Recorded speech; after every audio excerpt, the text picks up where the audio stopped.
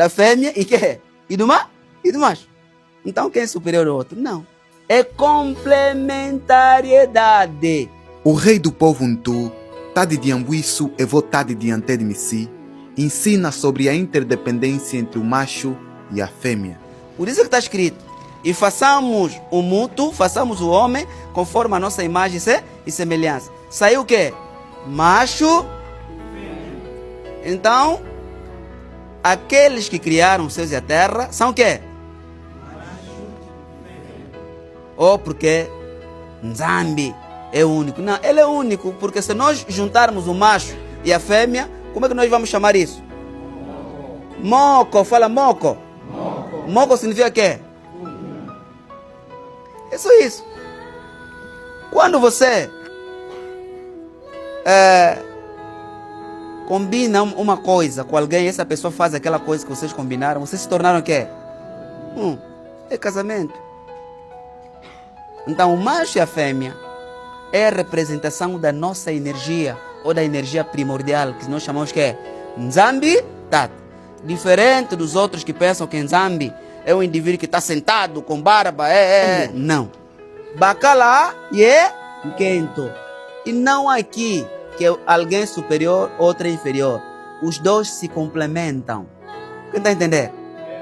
Só que uma, como é magnética, é ela que tem o poder de magnetizar as coisas. Então ela sai em maior quantidade porque por necessidade de expansão.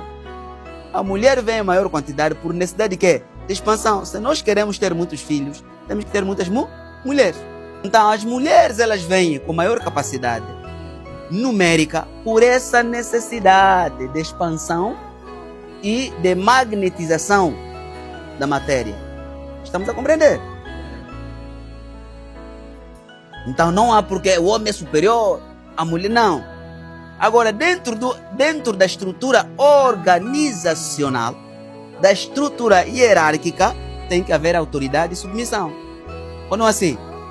Ok, então na concordância, segundo a experiência dos dois, então viu-se que o macho tem maior força. Em termos de quê? De provisão, em termos de biologia, em termos de capacidade de proteção da semente. Então deram autoridade que é ao macho, porque também a estrutura genética é que capta ou que guarda os dois. É nas costas do homem que estão tanto o macho, tanto que é a fêmea. Mas é no ventre da mulher que está tanto o corpo da fêmea e do macho. Então quem é superior ao outro? Não. É complementariedade. Aqui no reino, somos complementares. Somos o quê? Complementares. Agora, a autoridade perante o casamento, perante a unidade dos dois, pertence a um deles. Agora, a autoridade não é autoritarismo injusto. É necessário aprender, é o que nós temos ensinado aqui. Mas uma das outras coisas que faz com que o universo dá muitas mulheres é por causa também da grande força que a mulher tem, porque um homem não aguentaria uma mulher. Por causa da energia, a energia magnética, ela é uma energia alimentar, é uma energia doce. Por isso você pode ver um homem sem camisa, não é tão grave assim. Mas me fala ainda de uma mulher sem camisa. Por isso é que os alimentos dentro da natureza também estão divididos em quê? Elétricos e quê? Ou que todo alimento, fala tsa, ganha, é elétrico. Todo tipo, que maracujá, é uma fruta que é elétrica. Estamos a entender? Mas todos os alimentos, todas as frutas, antes de amadurecerem, todas elas passam primeiro num estado masculino, elétrico.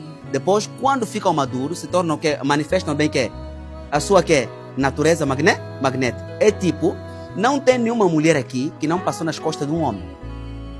Tem? Ok. Uma maçã, antes dela amadurecer, é que? É azeda ou não azeda? Ok.